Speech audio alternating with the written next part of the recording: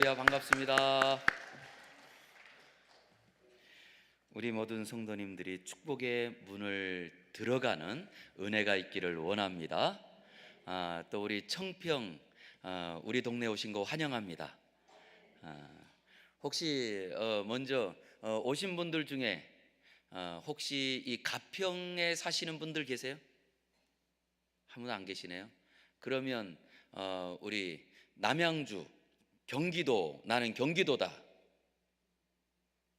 예, 경기도 분. 서울에서 오셨다. 서울 분들이 더 많으시네요. 예, 서울에서 서울이 살기 좋은 동네라고 하는데, 또 우리 청평까지 오셨는데, 우리 청평은 기도의 고장입니다. 우리 강남금식기도원에서 사실 코로나 기간 동안에도 여기는 기도가 끊이지 않고, 그리고 예배가 끊이지 않고, 그리고 이 기도로 여기까지 왔습니다. 앞날도 오직 기도로 이기고 나갈 줄 믿습니다. 오늘 먼저 말씀 증거하기 전에 우리 청평 상황을 좀 말씀드려서 여러분들이 우리 청평을 위해서 더 기도해 주시면 좋겠어요. 우리 청평, 어떤 분들은 보통 서울에 사시는 분들은 가평하고 청평을 따로 생각하시더라고요. 그래서 제가 이제 청평교회로 부임할 때 제가 목회했던 곳은 수지였거든요. 경기도에. 수지에서 오면서 제가 가평으로 갑니다 그랬더니 그 섬겼던 교회 성도님들이 제가 이제 위임식 할 때 오셨어요. 그러고는 그 성도들이 하는 말이, 아니 목사님 청평을 가면서 왜 가평 간다고 했어요? 그러시더라고요. 근데 주소를 보면 경기도 가평군 청평면이거든요, 이 주소가.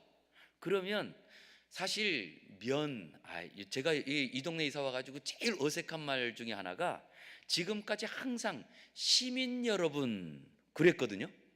그런데 가평군으로 오니까 군민 여러분, 이게 굉장히 어색한 거예요.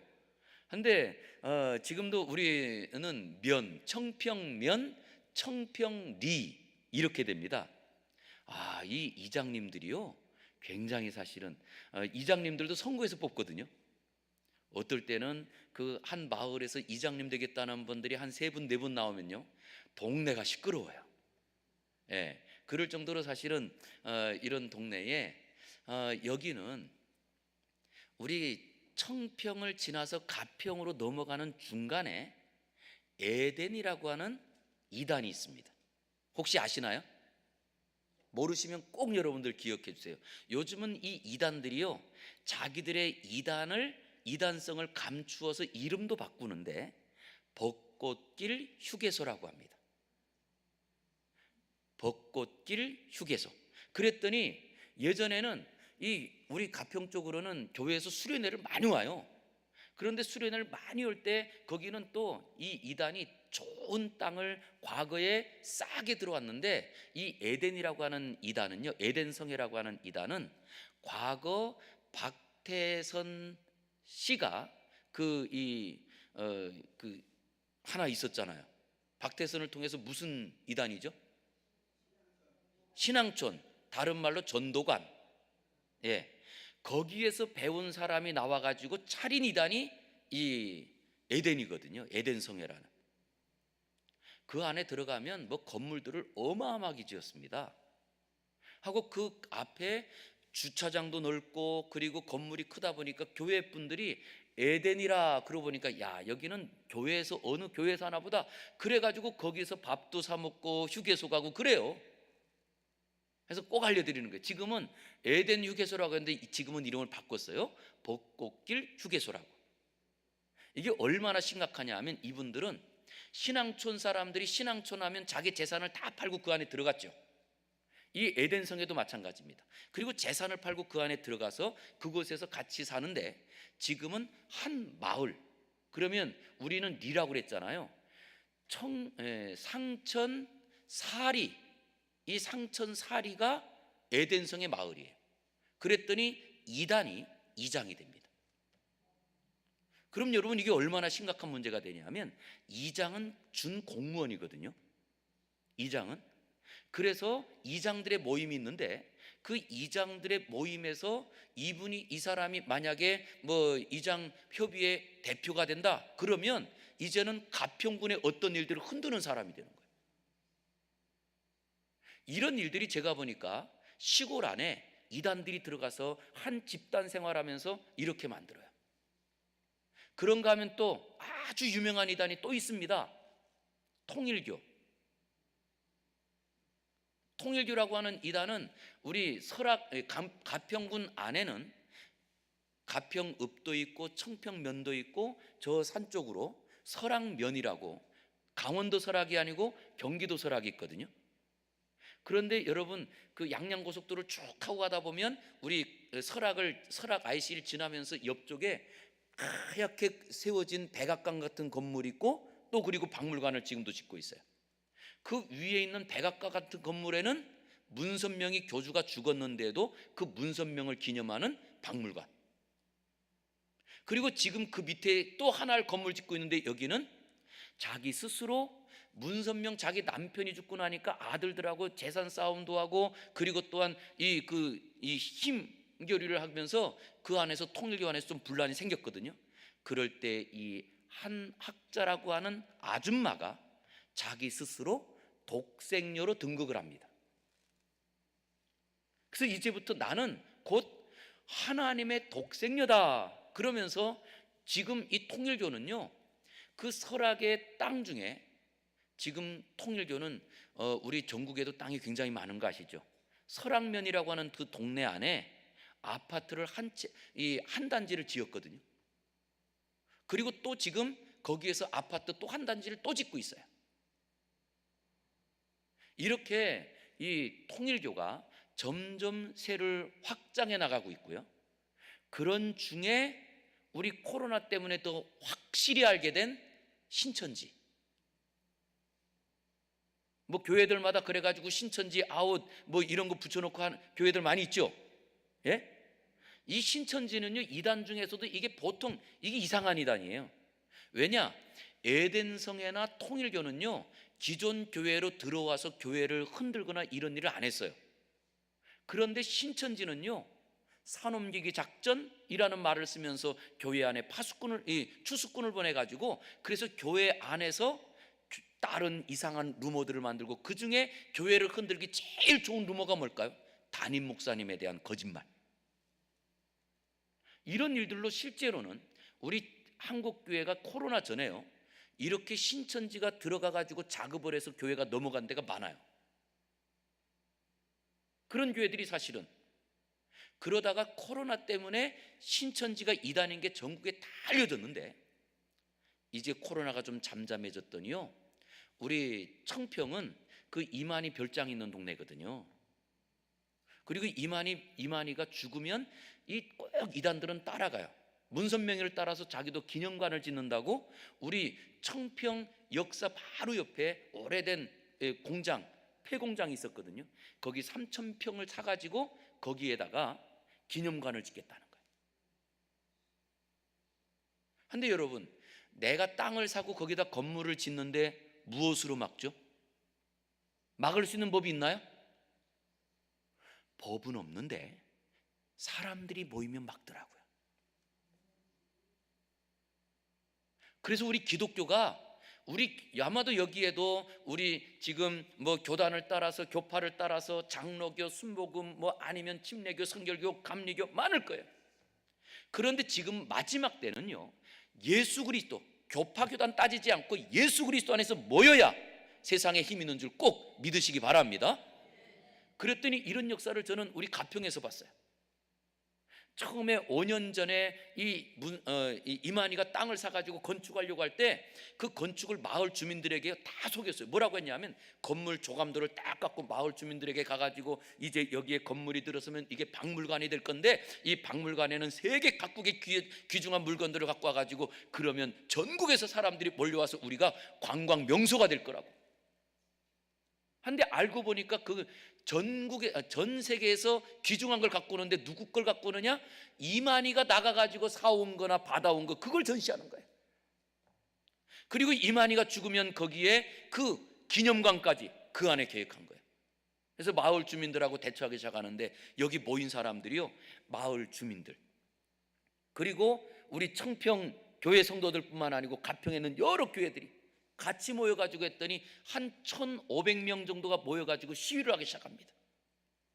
시골에서는요, 도시에서는 1,500명 모여도 에게 별거 이럴 것 같지만요, 우리 청평 역사 이래 피켓 들고 1,500명이 모였던 적이 없다는, 그리고는 그 피켓 들고 우리가 길거리를 행진하면서 신천지 아웃 외치고, 그리고 빼앗긴 자녀를 돌려달라고 하고, 그리고 우리는 이만희 이 기념관은 우린 반대한다 그랬더니요, 결국 이 가평군이니까 그 일을 결정하는 사람은 군수일 거 아니에요. 군수가 도장을 못 찍는 거예요. 그래서 아직까지 지금 막고 있어요. 할렐루야. 제가 이런 말씀을 드리는 이유는 우리 가평군을 위해서 기도해 주시기 바랍니다. 그 중에 제가 여기에 지금 이렇게 이단 말씀 중에 한 집사님을 말씀드리려고 그래요. 정순영이라는 집사님이에요. 여러분, 정순영 집사는 남자일까요, 여자일까요? 여자예요, 여자. 순영이잖아요, 순영이. 근데 이 정순영 집사님이 신천지가 지금 들어가 있는 그 건물이 7층 건물인데, 8층 건물인데 8층에 신천지가 지금 예배당을 쓰고 교육관으로 쓰거든요. 그 8층 밑에 7층에 집이 있어요. 근데 이분이 원래 신앙생활 했던 분도 아니고, 과거, 지금도 처녀지만 과거 젊은 처녀일 때 무당이었던 분이에요. 근데 이것이 얼마나 잘못됐는지 본인이 그 악신을 섬기고 이제 귀신을 섬기다 보니까 깨닫게 되고, 그런 중에도 여잔데 인생을 포기하고 살다 보니까 완전히 남자 같아. 그래서 사실 청평 분들은요, 다 남자인 줄 알았어요. 남자인 줄 알았는데 나중에 보니까 여자더라고요. 근데 이런 분이 자기 위에 신천지가 있는 게, 이거는 가정을 마치는 일이라는 걸 확실히 알고는 1인 시위를 하기 시작합니다. 1인 시위를. 그리고 그 1인 시위를 벌써 몇 년 안에 6년 동안 하고 있어요. 그리고 6년 동안 했더니 이제는 신천지의 블랙리스트예요, 이 집사님이. 그리고 얼마나 또 이 담대하냐 하면, 과거 젊은 처녀 때 무당을 해서 그런지 무서워하는 사람이 없어요. 저는 이분을 제가 소개해드리는 이유는, 그런데 이분 어머니가 이 척추암으로 내일 10일 날, 10일이니까 내일 모레죠, 내일 모레 입원을 해서 12일에 수술을 받으신대요. 근데 실제로는 이분은 그냥 폐지를 주어서 살아요. 지금 50대 집사님인데 폐지를 주어서 살아요. 그러다 보니까 좀 어려워요. 그렇지만 제가 오늘 어저께 주일인데 못 나가지고 전화를 했어요. 집사님, 우리 교회를 안 나왔어요. 그랬더니 못 갔어요, 목사님. 그래서 왜요? 그랬더니 내가 일하다가 발가락을 다쳤는데 발가락에 그 진물이 계속 난대요. 그래서 병원 갔어요. 그랬더니 병원 가도 이게 안 된대요. 그래요. 그래서 왜요? 그랬더니 제가요, 당뇨가 있은 지가 20년이 넘었어요. 알고 보니까 지금 이게 발가락 하나가 왜 당뇨의 후유증이 우리 발가락이나 이런 데부터 썩기 시작하잖아요. 이게 상처났는데 이게 해결이 안 되는 거예요. 그래서 내가 물었어요. 집사님 어떡하죠? 그랬더니 목사님, 하나님이 살려주면 사는 거고 오라 그러면 가는 건데, 그러면서 거꾸로 그 집사님이 저한테 뭐라고 하냐면 어떡하죠? 그랬더니 뭘 걱정하세요? 이러시는 거예요.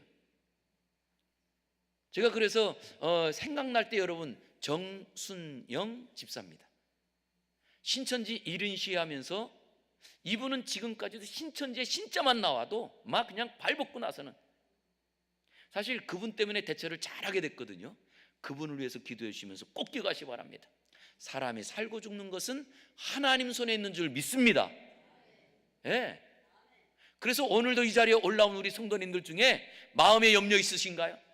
어떻게 하지? 앞으로 어떻게 하지? 걱정하지 마세요. 아무리 걱정한다고 해서 해결 안 될 것이 해결되거나 아니면 하나님이 해결해 주실 것을 막을 수 있는 존재는 없습니다. 그렇기 때문에 우리가 해야 될 일은 딱 하나입니다. 하나님만 기뻐하고, 그리고 예수 그리스도 안에서 걸어가는 은혜가 있기를 주의 이름으로 축원합니다. 오늘은 제가 가정에 대한 이야기를 하려고 합니다. 가정. 그랬더니 실제로 여러분, 가정이라고 하는 이 제도는 누가 만들었죠?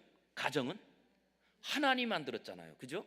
그래서 처음 창세기에 보니까 하나님께서 세상 모든 만물을 지으시면서 남자를 지었는데 남자 혼자 지내는 것이 외로워 보여서 하나님이 여자를 아담의 갈빗대를 취하여 하와, 여자를 만듭니다. 그리고 이 하와를 데려올 때 이는 내 살 중에 살이요 뼈 중에 뼈라 라고 하는 고백을 통하여서 하나님께서 그 두 사람을 세워 하나님이 주례를 하셨어요.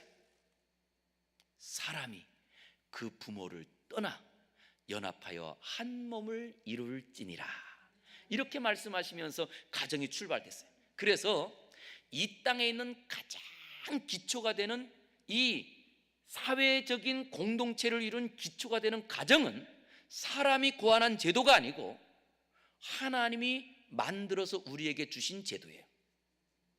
왜 만들었을까요? 서로 도와살라고. 이게 가정을 만드신 이유거든요. 그런데 서로 도와살아야 될 가정 안에 어떤 문제가 생겼느냐라고 했더니 정말 죄송하지만 아담이 아니고 하와가 사탄의 유혹에 넘어가서, 그래서 도와줘야 될 것을 무엇을 도와주느냐? 죄 짓는 걸 도와줘요. 자기가 먼저 선악과를 따먹고 그리고 이 선악과를 남편에게 줌으로 죄를 짓는 일을 도와줘서 남편도 죄를 지었더니 결국 결과가 어떻게 된 줄 아세요? 우리 잘 알고 있잖아요. 먼저 여자는 죄의 결과가 뭐가 됐을까요? 출산의 고통이 더해졌어요. 실제로 죄가 있기 전에는요, 출산은 행복입니다. 여러분, 지금도 사실은 가정에 자녀가 생긴다고, 그리고 자녀가 출산하는 이게 얼마나 행복한 일인가요? 그런데 그 행복한 일이 무엇이 됐느냐? 라고 했더니 출산의 고통을 더하여, 그래서 출산의 해산의 고통을 더해 주셨어요. 남자들 같은 경우는 또 이제부터는 열심히 땀 흘리라고 일해도 그래도 땅에서는 뭐가 난대요? 가시와 엉겅퀴가 난대요.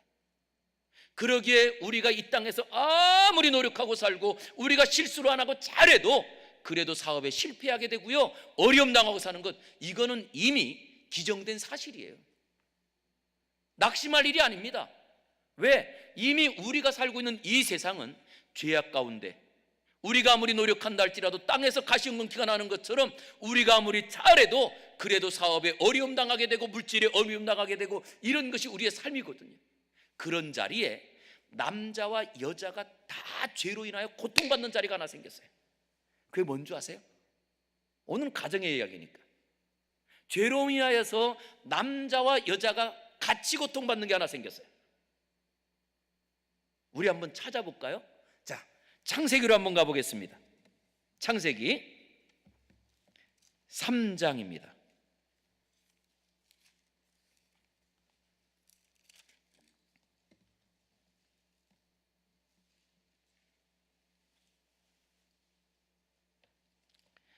자, 창세기 3장 16절 찾으셨나요?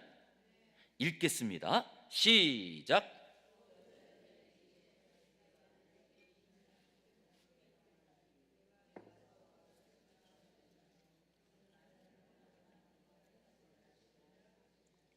예, 자, 여기 보니까 남편과 아내에 대한 이야기가 나오죠. 실제 이것은 여자에게만 주신 이야기가 아니에요. 요 이야기는 여기에 보면 우리가 문자를 그냥 우리 번역한 걸로만 읽으면서 어떻게 이걸 보냐면, 이것은 여자에게 준 고통이라고 해서 우리가 문자로 볼 때 이렇게 하죠. 너는 남편을 원하고, 이걸 과거 개역 성경에서는 너는 남편을 사모하고 이렇게 번역했었어요. 그랬더니 어떤 말이냐? 아내는 늘 남편을 사모하는데 그때에 남편은 너를 다스릴 것이니라. 그래서 이제부터 남편이 머리가 되었고, 그리고 이제부터 여자들은 그 선악 갖다 먹은 죄 때문에 그래서 남편의 다스림을 받아야 된다, 이렇게 말씀하시는 분도 계시더라고요. 근데 아니에요. 이게 무슨 말이냐? 요것과 똑같은 단어가 어디 있냐 하면 4장으로 한번 넘어가겠습니다. 4장 7절입니다. 이 4장은 가인과 아벨, 아담과 하와가 자녀를 낳았죠. 두 아들을 낳았는데 가인과 아벨을 낳았습니다. 그리고 이 가인과 아벨이 하나님께 제사를 지냈을 때 아벨의 제사를 받고 가인의 제사를 받지 않았을 때 이 형 가인이 동생을 쳐서 죽인 이야기죠.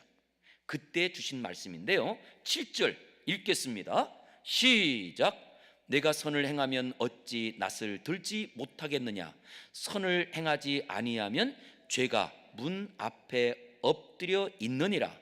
죄가 너를 원하나 너는 죄를 다스릴지니라. 자, 여기에도 원한다, 다스린다. 자, 우리 앞부분에 우리가 보았던 16절에도 원한다, 다스린다 똑같이 나오죠. 그 앞에 이걸 정확하게 번역한 이 해석은 7절에 있는데요, 죄라고 하는 그 죄가 어디에 엎드려져 있대요?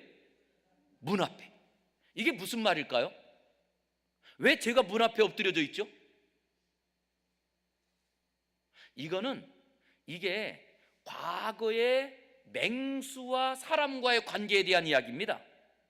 그랬더니 이 맹수들이요, 실제로 우리는 맹수 그러면 야산에서 살고 산에서 사는데, 그렇게 야산에서 살고 그러다가도 실제로 날이 추워지고, 그리고 또한 이 먹을 것이 없으면 이 맹수들이 어디로 오죠? 마을로 내려오잖아요. 그런데 마을로 내려와가지고 가축들이 있나, 그리고 먹을 걸 찾는데도 먹을 것이 없어. 그런데 벌써 이 맹수가 벌써 며칠을 먹이를 못 먹어가지고 굶은 거예요. 그리고 이렇게 굶주린 맹수가 가만히 지금 가축들을 찾으면서 가다 보니까 어떤 집에서 불이 켜져 있고 사람들이 깔깔깔깔대고 웃으면서 거기서 사람 소리가 나고 있어요. 그래서 이 맹수가 그 문 앞에 엎드려 있다는 거예요. 하면 이 엎드려 있다는 것은 왜요? 엎드려 있다는 것은 마치 맹수가 사냥할 때 자기가 있는 걸 딱 드러내고 막 갈까요? 아니죠. 우리가 동물의 왕국 같은 데도 보면 이 맹수들이요, 그 영양이나 이런 것들을 사냥할 때도요, 숨어가지고 가만히 기다려요. 그러다가 자기 사냥할 그 사정거리로 들어올 때 갑자기 나가거든요. 근데 이것처럼 요 문 앞에 엎드려졌다라고 하는 말은 지금 죄가 사람이 나오면 마치 배고픈 맹수가 그 사람을 잡으려고 하는 것처럼 이 죄가 문 앞에 엎드려 있다는 거예요. 그리고 그때 다음에 쓰는 말이 그 다음 하는 말이에요. 자, 한번 보세요. 4장 7절에 죄가 문 앞에 엎드러져 있느니라. 그 다음에 죄가 누구를 원해요? 너를 원하고, 요 말이에요. 그러면 죄가 너를 원한다는 말은 어떤 말이에요? 이 맹수가 지금 그 문 앞에 엎드려서 무엇을 원하고 있어요? 사람이 나오기를. 나오면 뭐 하려고? 잡아먹으려고. 요때 쓰는 말이 간절히 원한다는 말이 사모한다, 이렇게 쓰는 말이에요. 그러니까 사모한다는 말이 달콤한 말이에요? 무서운 말이에요? 무서운 말이네요. 그래서 지금 이 죄가 문 앞으로 나오기만 해봐라, 내가 너를 잡아먹으리라. 그럴 때 그때 그 가인은 뭐 하느냐? 너는 죄를 다스릴지니라, 이렇게 말한 거예요. 그럼 요거를 이제 남편과 아내에 대한 이야기로 바꿔보겠습니다. 그랬더니 이 죄의 결과로 두 사람이 원래는 서로 도우면서 행복하게 살아야 될 이 가정 안에 죄가 들어왔더니 어떤 결과를 맞이했느냐라고 했더니 아내는 집에서 남편이 들어오기를 기다리면서 얼굴도 화장도 하고, 그리고 또 입술도 바르고, 그리고 또한 쫙 입고, 그리고 싹 기다리고 있어요. 누구를요? 왜? 들어오기만 해봐라 이 남편, 이렇게 기다리고 있다는 얘기예요. 이해가 되세요? 어떻게 여기 우리 권사님들 이 남편 오늘 내 들어오기만 해봐라, 이런 마음으로 지금 들어오고 이제 집에서 그렇게 기다리고 있는데, 여기 반대로 남편은 밖에서 직장 생활하고 아니면 뭘 하는데 자기 뜻대로 될까요? 안 될까요? 안 되는 일이 많아요. 그러면 밖에서는 안 된다 할지라도 어디서는 내 마음대로 하고 싶어요? 그렇지, 집에서는. 그래서 이 남편은 내가 집에서 밖에서는 야단도 맞고 그리고 지금 스트레스를 받았다 할지라도 내가 집에 들어가기만 하면 왕이 되리라, 이 마음 가지고 들어오더라는 거예요. 그러면 집에서는 뭐가 일어나요? 용호쌍박. 이게 죄의 결과라는 거예요. 그랬더니 여러분, 여기 혹시 다 제가 보니까 다 결혼하신 분들 같은데, 결혼하기 전에는 당신 없으면 못 삽니다. 그리고 또한 정말 나는 당신만 있으면 내가 뭐든지 하겠다고 그랬던, 왜 그렇게 사랑 때문에 결혼하고 죽고 몰랐던 사람들이 결혼하기만 하면 싸워요? 그게 죄야, 죄. 그 이야기를 지금 우리가 하는 거예요. 그리고 이 죄로 말미암아 우리가 도저히 이제는 가정을 통하여 마을이 세워지고 국가가 세워지고 하나님의 뜻이 세워지는, 그 하나님의 이스라엘 나라가 세워지는 이걸 꿈꿨는데, 하나님의 나라가 세워지고 꿈꿨는데, 이게 가정에서부터 싸우는데 모인들 안 싸우겠어요?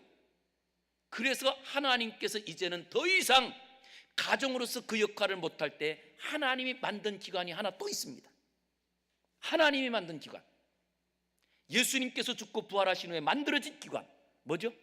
교회. 그래서 교회도 누가 만드셨어요? 하나님 만드셨잖아요. 그래서 이 땅에 하나님이 만든 기관이 딱 두 개입니다. 가정과 교회.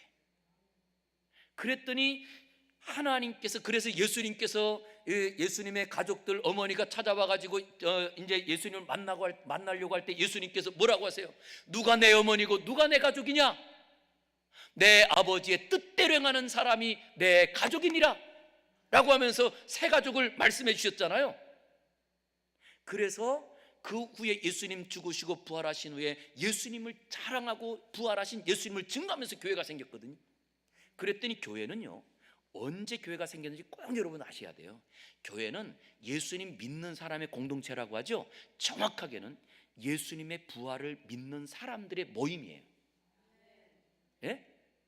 무엇을 믿는다고요? 부활. 그런데 정말 안타까운 것이 교회 안에서 부활을 말하지 않아요. 그리고 성도들이 부활을 못 믿는다는 거예요. 그랬더니 부활을 믿지 못하는 순간 다툼이 생기고요, 안 될 일들이 많아져요. 그런데 부활을 믿는 사람들만 모여보세요. 안 될 일이 없어요. 죽어도 사는데. 그게 교회거든요. 그리고 지금까지 2000년 동안의 교회 역사는 어떤 역사냐? 부활을 믿는 성도들을 통하여 교회가 이루어진 거예요. 그랬더니 부활을 믿는 사람들의 모임인 교회를 세상 그 어떤 기관이 막을 수 있을까요? 너는 예수님 믿으면 죽여? 라고 해도 세상에 그 사람들이 죽음을 각오하도 예수님 믿는데 그걸 무엇으로 막아요? 이게 교회라는 기관이거든요. 그런데 시간이 지났더니 교회도 싸우고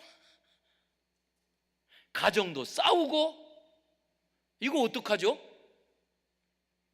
이거 해결할 방법 딱 하나가 있어요. 자, 한번 따라하겠습니다. 언제 해결되는 줄 아세요?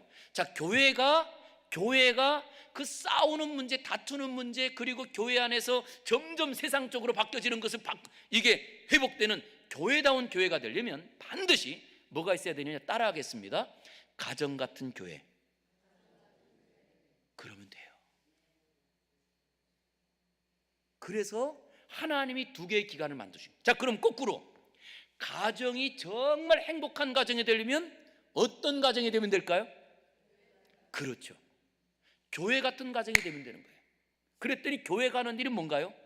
찬양하고 기도하고 그리고 말씀을 따라가고, 이게 핵심이잖아요. 가정 안에서 찬양하고, 그래서 가정 안에서 날마다 같이 노래도 찬양도 하고, 그리고 어떤 일이 있을 때마다 기도하고, 그리고 말씀을 따라가기만 하면요, 이 가정은 반드시 행복한 가정, 하나님의 뜻을 이루게 된다는 거예요. 할렐루야. 우리 성도들의 가정이 이렇게 되기를 원합니다.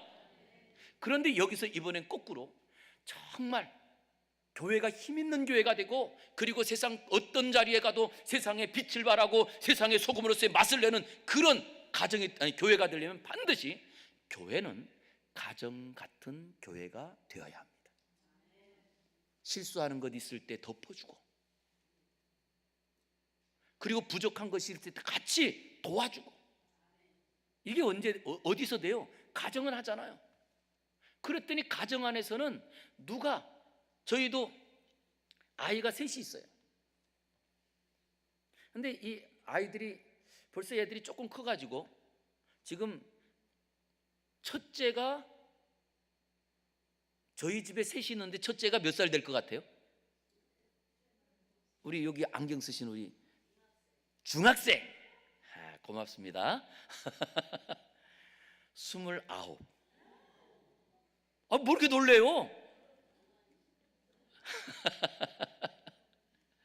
예.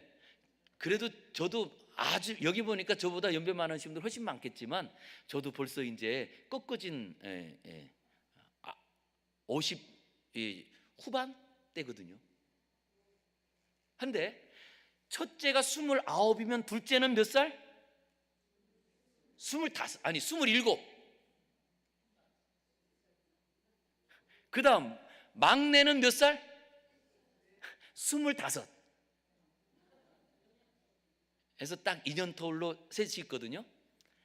얘네들이 이제 이 첫째는 간호사, 그리고 둘째는 이제 대학 수학교육과를 졸업해가지고 임용고시를 작년에 쳤는데 뭐 자기 말로는 0.5점 차이로 떨어졌대요.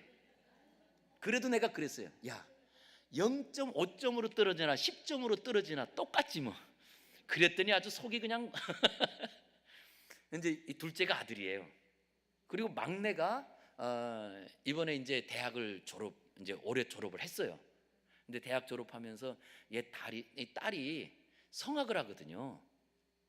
근데 성악을 하는데 자기 미국으로 유학 가고 싶다는 거예요. 이걸 말려요, 가라고 그래요. 근데 목사가 돈이 있어요, 없어요? 예? 자, 장 목사가 돈이 있을 것 같아요, 없을 것 같아요? 없어요. 목사 그러면 일단 돈이 없는 사람이에요. 근데 그렇다고 해도 내가 없지 하나님이 없냐, 이거잖아요. 우리 성도님들도 꼭 기억하세요. 그럴 때 내가 없냐, 내가 없지 하나님이 없냐. 그래서 실제로는 이 막내딸은요, 고등학교도 사실은 예고를 나왔거든요. 저 분당에 있는 개원예고라고. 돈 많이 들이죠, 그죠? 돈 하나도 안 주고 나왔어요. 근데 이때도 어떤 일이 있었냐 하면, 중학교 때 개원학교라고, 이제 그 개원 중학교라고 하지 않고 개원 음악학교, 그냥 개원학교라고 그러거든요. 이 딸이 자기 거길 가고 싶다는 거예요. 그런데 돈 없다는 소리는 못하고, 야야야, 사람이 생각이 바뀔 수도 있으니까 내가 만약에 중학교를 졸업하고 고등학교를 갈 때 그때까지 내가 마음이 안 바뀌면 보내줄게, 이렇게 말했거든요. 그랬더니 중학교 3학년이 되면서 자기 또 개원 고등학교 가겠다는 거예요. 그러니 그때만 해도 성적 커트라인도 있고 이제 시험 봐서 들어가야 되는 거니까 제 솔직한 마음은 뭐 돈이 없으니까요. 한데 희한하게요, 성적 커트라인으로 얘가 원래 중학교 1, 2학년 때 성적으로는 안 되는데 거기가 성적 커트라인인 걸 알고는 중학교 3학년 때 열심히 공부하더라고요. 그런데 성적을 딱 커트라인 맞추고, 얘는 성악이니까 성악으로는 실력이 조금 더 돼가지고 입학을 했어요. 뭐 제 생각은 그렇죠. 뭐 갈 때까지 가보자. 그리고 돈 없으면 못 가는 거니까. 뭐 돈 없어도 못 가나, 실력 없어도 못 가나. 근데 일단 갈 때까지는 가보자. 그래서 딱 갔는데 이제 학교 가고 나니까 입학금을 내라고 그랬잖아요. 세상에, 입학금이요, 이제 4번을 내는데 거기에 입학금에 250만 원이고, 그리고 거기다가 처음에 입학할 때는 그 등록금 말고 이제 입학할 때 내는 비용이 따로 200이 들어가지고 550만 원을 내야 되는 거예요. 고등학교 1학년이. 와, 그래도 일단 카드가 되더라고요.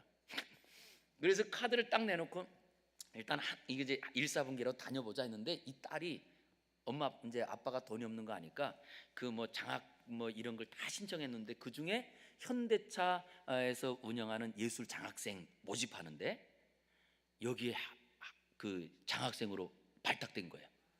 그래서 3년 동안 등록금 다 거기서 내주고, 그리고 이제 졸업을 했거든요.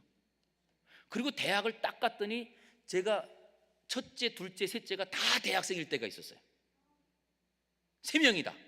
한데 신기하게 우리나라가 얼마나 좋은 나라인지, 셋째는 나라에서 국가장학금 절반 주고, 그리고 또 학교에서 또 절반을 주고, 그래서 그냥 다녔어요. 그래서 대학까지 이제 졸업하고 났는데, 제가 그래서 그래 일단 해보자. 그래서 미국에 있는 대학원을 9개를 쳤어요. 그 중에 여러분, 미국에서 유명한 음대 하면 여러분 어떤 음대죠? 줄리어드죠. 우리가 알고는 줄리어드가요 2등이에요 성악으로. 이게 그 음악으로는 줄리어드가 전체 음악 점수로는 여기가 높은데 과별로 했을 땐 2등이더라고요. 근데 1등이 인디애나 음대인데, 인디애나 야콥 스쿨이라고 하거든요. 거기에 붙은 거예요 얘가. 한데 정말 제가 이 지금 우리 가정 이렇게 이야기한 거는, 그랬더니 큰 딸이 지금 어디 있냐면 간호사인데 사우디가 있어요. 우리나라보다는 사우디가 월급을 조금 더 줘요. 그래서 이제 삼성의료원에 있다가, 일원동 삼성의료원에 있다가 거기에 이제 자기 근무하는 자기 같이 이제 동료들이 그 사우디로 가는 얘기를 듣고 정보를 해가지고 그래서 갔거든요. 그러더니 아빠, 내가 일단 내 받는 거 다 내 동생한테 지원할게. 이게 가족이에요. 제가 말씀드리는 게 이런 얘기를 하는 거예요. 가족 같은 교회, 가정 같은 교회라고 할 때 우리가 어떻습니까? 진짜 교회가 건강해지려면요, 같이 어려울 때 도와주고, 그리고 실수할 때는 괜찮아 용기도 주고, 이렇게 돼야 교회는 건강해지는 거거든요. 이렇게 하나님께서 두 기간을 주신 중에 오늘은 가정에 대한 이야기를 좀 하려고 하는 거예요. 이 가정에 대한 이야기가 오늘 본문을 보았더니, 본문 속에 예수님께서도 그 가정에 들어간 이야기를 오늘 본문에 우리에게 소개하거든요. 누구의 집에 들어갔느냐라고 했더니 이제 본문으로 들어가서 마가복음 1장 29절입니다 마가복음 1장 29절 읽겠습니다. 시작. 회당에서 나와 곧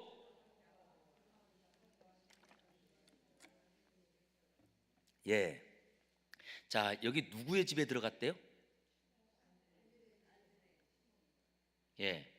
시몬과 안드레의 집에 들어갔다 라고 했거든요. 그러면 여기 시몬은 또 다른 말로 누구죠? 세 글자로 베드로잖아요. 베드로하고 이 안드레는 형제예요.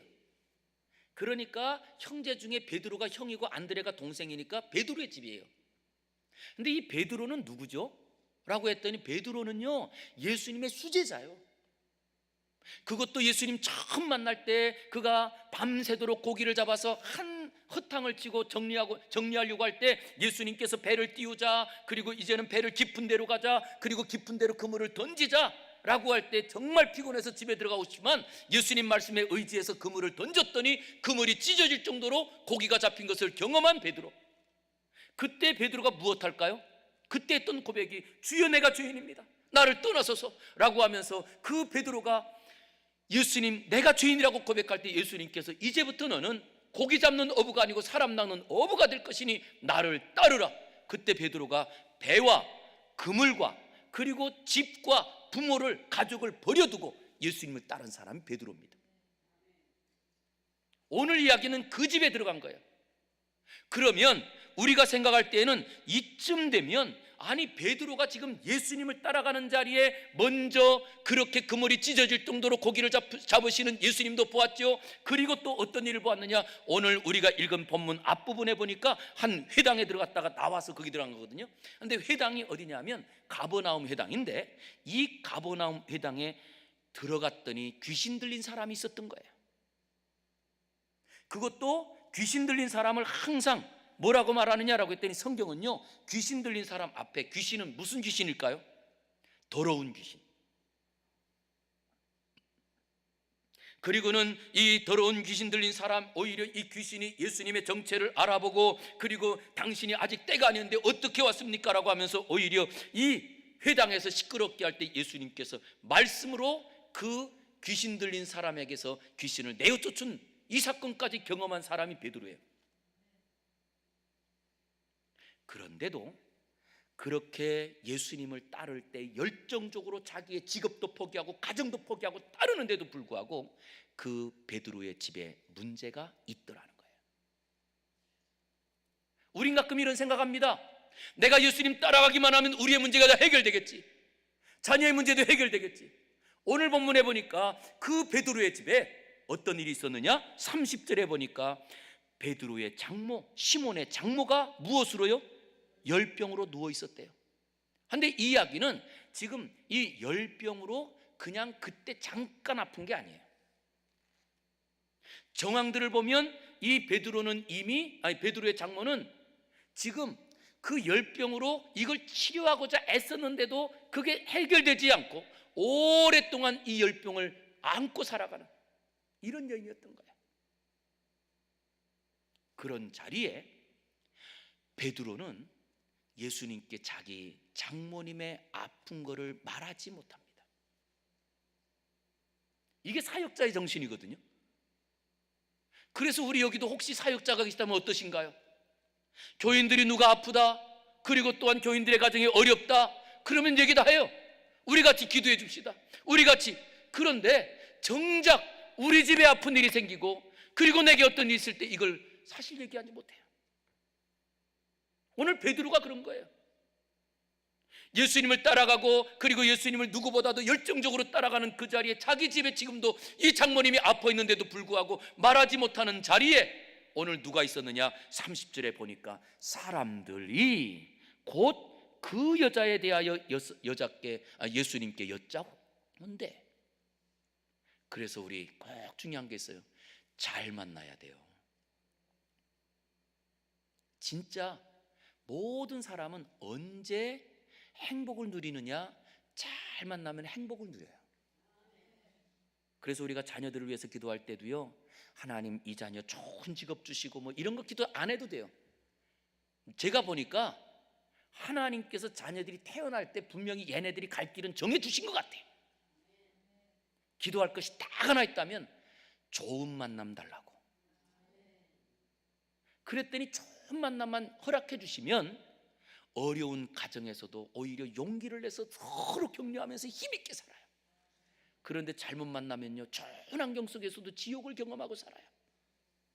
오늘 베드로는 지금 예수님을 따르는 그 자리에 거꾸로 그 베드로와 함께 예수님의 제자들이, 그리고 또한 그 여기 사람들이라고 하는데 정확하게는 표현되어 있지 않지만 아마도 동료들이 아니었을까.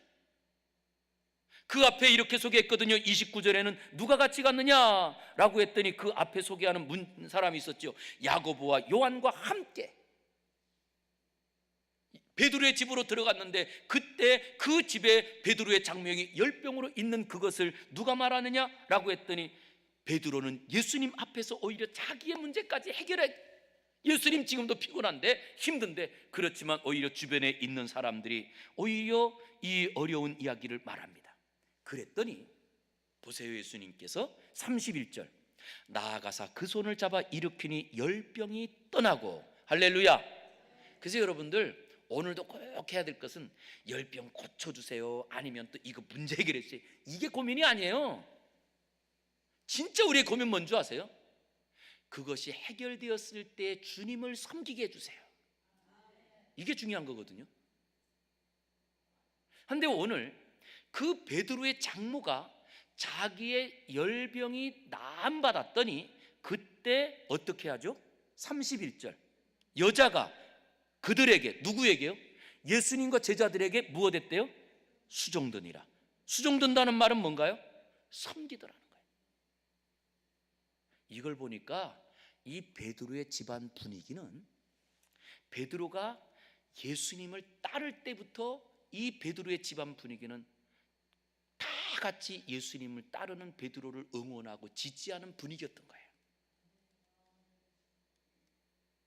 그러기에 아니 거꾸로 자 생각을 해볼게요.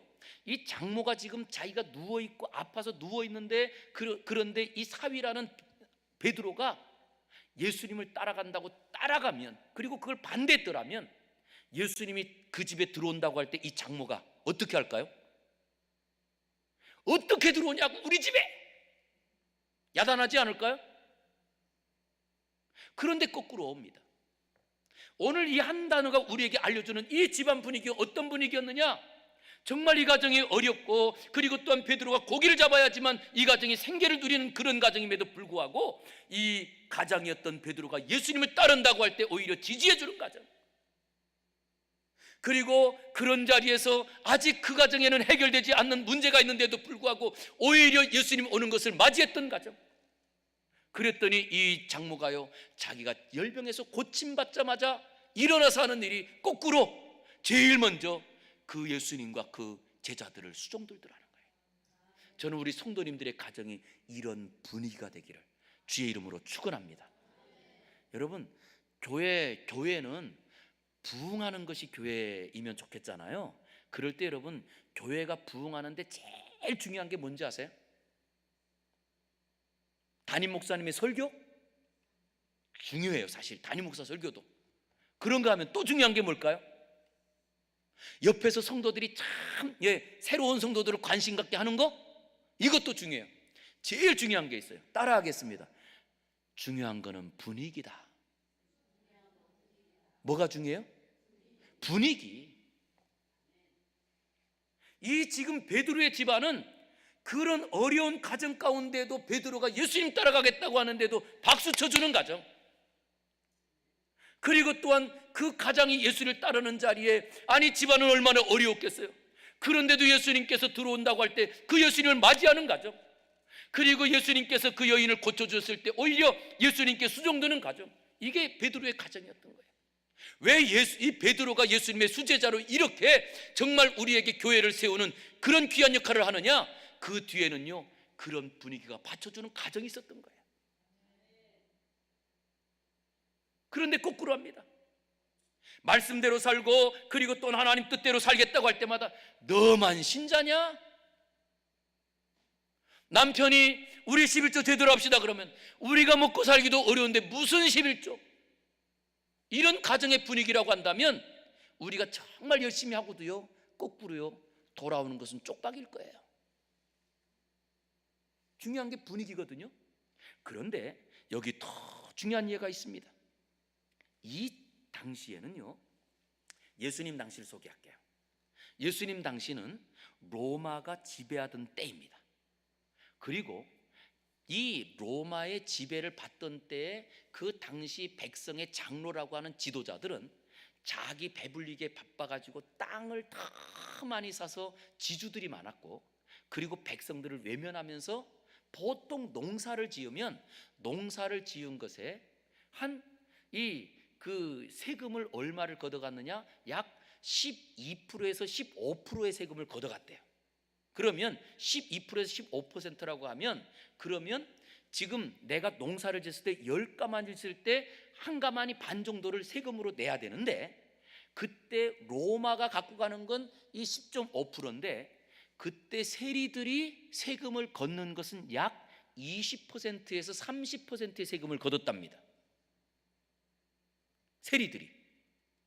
그래서 여러분, 이 삭개오가 직업이 세리였을 때 사람들이 다 죄인이라고 말했던 이유가 뭐냐 하면, 그 세리들이 공식적인, 그들은 깡패나 마찬가지였던 거예요. 그러다 보니 이 세금을 보통 10가마니 중에 3가마니를 가져가니까 그러면 1년 동안 어떻게 살아요?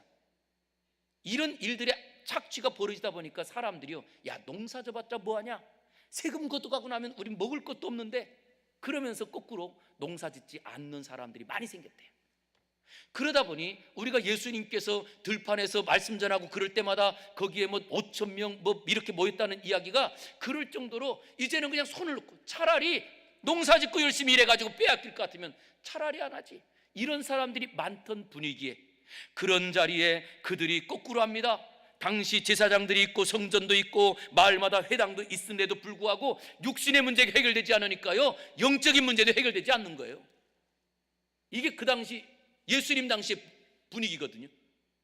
그럴 때 그들이 항상 그러다 보니까 이 나라가 바뀌길 원하고, 그리고 또한 영적인 문제가 해결되길 원하는 그때 누가 나타났느냐? 예수님이 등장한 이야기가 복음서예요. 그래서 여러분 꼭 기억하시기 바랍니다. 소망이 깊어지면 반드시 이루어집니다. 그래서 우리가 기도가 깊어지면 하나님의 역사는 반드시 일어납니다. 그런 자리에 오늘 예수님께서 회당에서 귀신을 내어쫓죠. 그리고 베드로의 집에 가가지고 지금까지 고침받지 못했던 열병을 고쳐주죠. 그랬더니 그 때에 이 소문이 쫙 퍼지는 때가 언제냐? 32절 보세요. 그 때가 언제래요? 저물어 해질 때. 그럼 여러분, 우리는 저물어 해가 졌다 그러면 이때는 자, 쓸쓸하고 외로운 때 아닌가요? 우리 보통 어릴 때도 보면 아이들이 이제 놀이터에서 막 놀다가도 그러다, 야 누구야 와서 밥 먹어라 그러면서 다 한 해 불러가고 혼자 저물어 해가 질 때 혼자 있는 아이 모습, 뭐 이런 거 아닌가요? 근데 이거는요, 우리가 너무 성경을 한국적으로 이해하는 분위기예요. 이스라엘의 날짜 개념은 다릅니다. 이스라엘에서는 날이 언제 시작이 될까요? 저물고 해가 지면 그때부터 해가 시작돼요. 하루가 시작됩니다. 그래서 저녁 6시부터 하루가 시작됩니다. 이게 이스라엘의 개념이거든요. 그래서 오늘 이 본문에 저녁 해질 때라고 하는 이야기가 굉장히 중요한데, 이 이야기는 바로 언제냐라고 했더니 그 앞에는 무슨 날이었느냐라고 했더니 마가복음 1장 21절에 말합니다. 자, 마가복음 1장 21절. 저희가 가버나움에 들어가니라 예수께서 곧 무슨 날이에요? 안식일의 회당에 들어갔다는 얘기. 그래서 안식일의 회당에 들어가서 거기서 말씀도 가르치고 귀신도 내어쫓고, 그리고 나와서 바로 베드로 집으로 들어가서 거기서 또 베드로 장모 열병도 고치는 이 시간이 지나는 동안에 점점점 날이 저물고 안식일이 지나가고 해가 질 때 하면 이제 안식일이 지난 새로운 날이 시작되는 그때에, 이게요 우리에게 어떤 이야기를 알려주는 줄 아세요? 율법으로 안 되는 그때의 율법의 완성자 예수님이 새로운 삶을 시작하는 이야기가 마가복음 1장의 시작이에요. 율법으로도 안 되고 내 힘으로도 안 되고 그리고 우리 어떤 세상의 방법으로도 안 되는 것이 다 언제 예수님께서 오셨더니, 예수님께서 정말 밤새도록 고기 잡아 서탕 쳤던 베드로가 근거리 찢을 정도로 고기를 잡죠. 그리고 예수님 만났더니 오히려 귀신 들린 더러운 귀신이 내어 쫓겨지죠. 그리고 평생 고침받지 못했던 열병이 고침받죠. 할렐루야. 그리고 우리에게 소개합니다. 저물어 해질 때가 되었더라. 이제부터 이 이야기가 그냥 가정에서 어떤 집에서만 일어나는 것이 아니라 이 베드로의 집 안에서부터 지금 점점 이 하나님의 역사가 일어나는 것들이 지금 그 날이 저물어서 해질 때 막 이제 새로운 날이 시작되는 그때더라는 거예요. 그랬더니 여기 굉장히 중요한 얘기가 있어요. 자, 저물어 해질 때 32절에 누가 와요? 모든 병자와 그리고 또요 귀신 들린 자를 예수께 데려오니, 그리고 예수께 데려왔습니다. 그리고 33절 누가요? 온 동네가 어디에 왔대요? 누구의 문? 누구네 문이요? 베드로의 집 문 앞에. 이게 여러분 가만히 생각을 해보세요. 어떤 시골에서 누구네 집에 이번에 텔레비전을 샀대. 요즘은 뭐 텔레비전 샀다고 하는 얘기가 뭐 자랑스러운 것도 아니고 보통 집에 가면 다 옛날로 말하면 영화관 같은 것들이 집에 다 있더라고요 막. 근데 과거 텔레비전이 귀할 때에, 아마 서울에 사신 분들은 잘 모를 것 같아요. 제 고향은 백령도래요. 초등학교 아니죠, 국민학교 4학년 때 우리 동네에 전기불이 처음 들어왔거든요. 그러니까 전기가 들어와서 밤에 불을 켜는 것도 신기했는데, 야, 그때 제 친구네 집에 텔레비전을 산 거야. 텔레비전을. 그러니 여러분, 그 친구 집에 텔레비전이 있다 사오는 순간부터 어떻게 됐을까요? 동네 애들이 다 모이죠. 그래서 그 친구 아버지가, 야, 잠 좀 자자, 잠 좀 자. 왜냐하면 안방, 이 텔레비전을 어디다 놔요? 그렇지, 안방에 놔야 되잖아요. 그런데 동네 애들이 밤마다 모이니,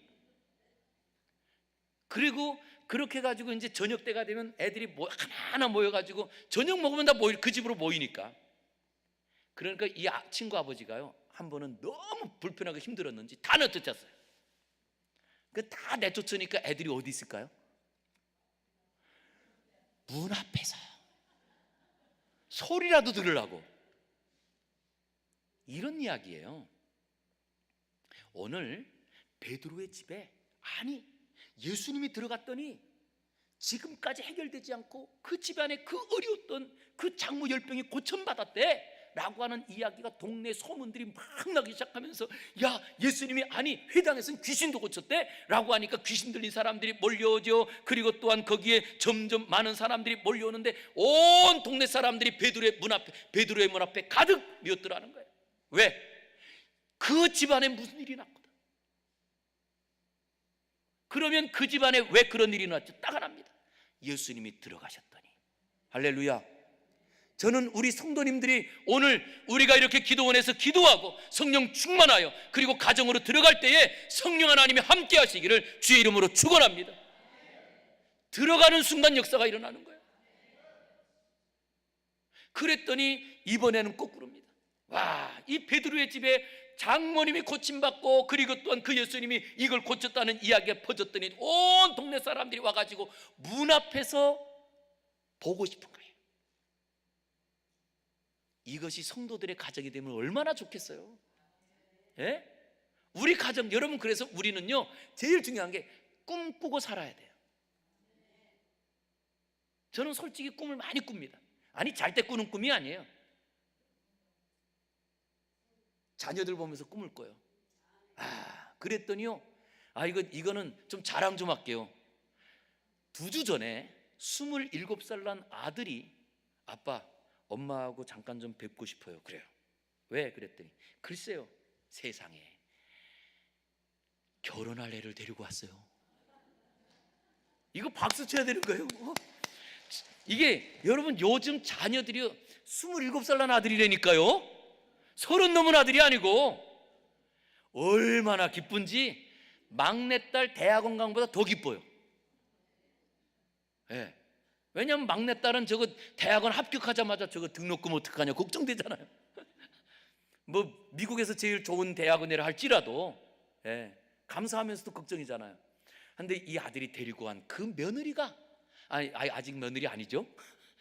예, 예비 며느리. 예, 근데 얘가요, 우리 교회 청년이에요.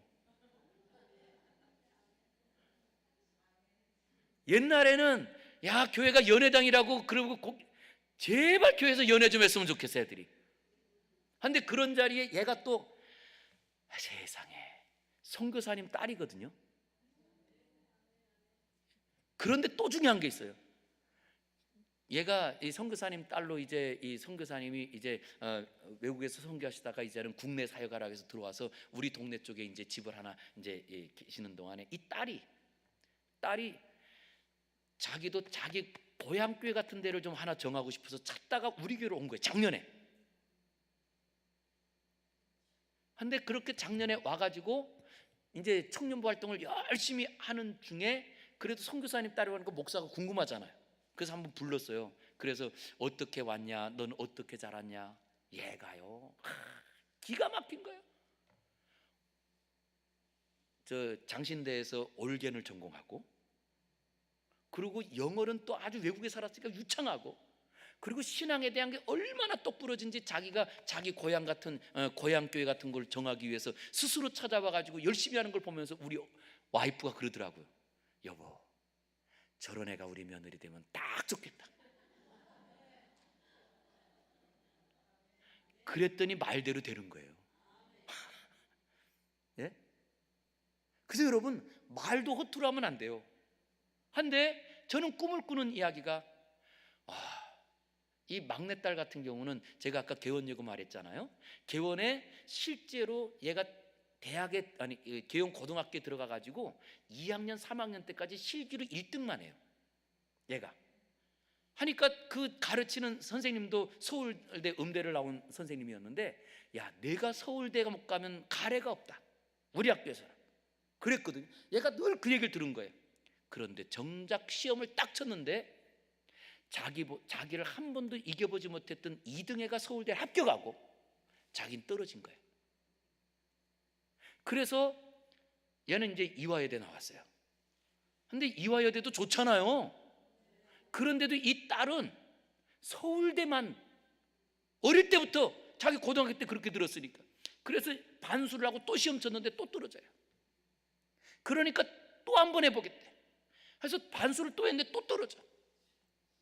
하니까 해가요, 마음이 완전히 찬양할 때도요, 그게 보여요. 그게 보이더라고요. 이게 자꾸 그림자가 생기는 거예요. 그런데 내가 늘 말했어요. 야, 우리 집안은 원래 대기만성이야. 어? 천천히 돼.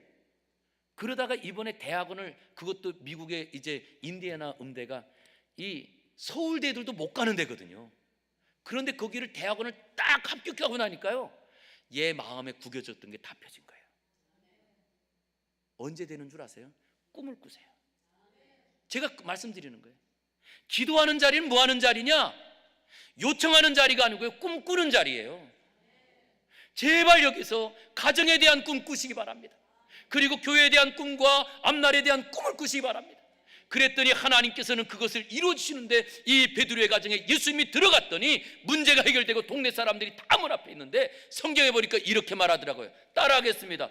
들어가도 복을 받고 나가도 복을 받으리라. 할렐루야. 이게 그 들어와도 무엇을요? 문으로. 그래서 우리에게 중요한 것은 우리가 축복의 문을 지나는 가정이 되기만 하면 들어와도 복을 받고 나가도 복을 받는 거예요. 그래서 오늘 우리가 기도할 것은 딱 하나예요. 하나님, 우리 가정 제일 좋은 가정 꿈꾸세요. 아니, 꿈꾸는데 뭐 돈 드는 거 아니잖아요. 그리고 하나님이 하시면 될 거잖아요.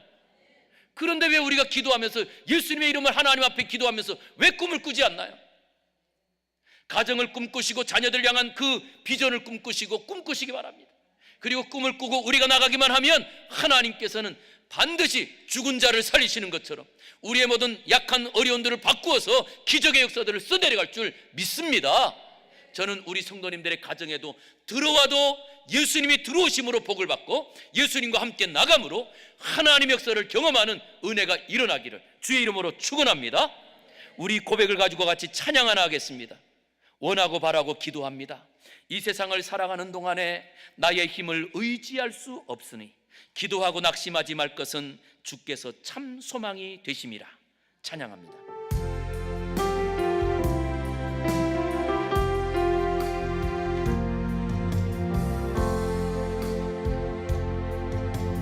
이 세상을 살아가는 동안에 나의 힘을 의지할 수 없으니 기도하고 낙심하지 말 것은 주께서 참 소망이 되심이. 주의 길을 걸어가는 동안에 주의 길을 걸어가는 동안에 세상에 것 의지할 수 없으니 감사하고 낙심하지 말 것은 주께서 참 기쁨이 다시 한번 찬양합니다. 이 세상을 살아가는 동안에, 이 세상을 살아가는 동안에 나의 힘을 의지할 수 없으니 기도하고 낙심하지 말 것은 주께서 참 소망이 되심. 하나님의 꿈이 나의 비전이 되고 예수님의 성품이 나의 인격이 되고 성령님의 권능이 나의 능력이 되길 원하고 바라고 우리 두 손 높이 들고 찬양합니다. 하나님의 꿈이 나의 비전이 되고 예수님의 성품이 나의 인격이 되고 성령님의 권능이 나의 능력이 되길 원하고 바라고 다시 한번 고백합니다. 하나님의 꿈이 나의 비전이 되고 예수님의 성품이 나의 인격이 되고 성령님의 권능이 나의 능력이 되길 원하고 바라고 기도합니다. 우리 시간 두 손 높이 들고 기도하겠습니다. 주여 역사하여 주시어서 가정이 축복의 문을 통과하게 하여 주시옵소서. 우리 주여 세 번 부르며 기도합니다. 주여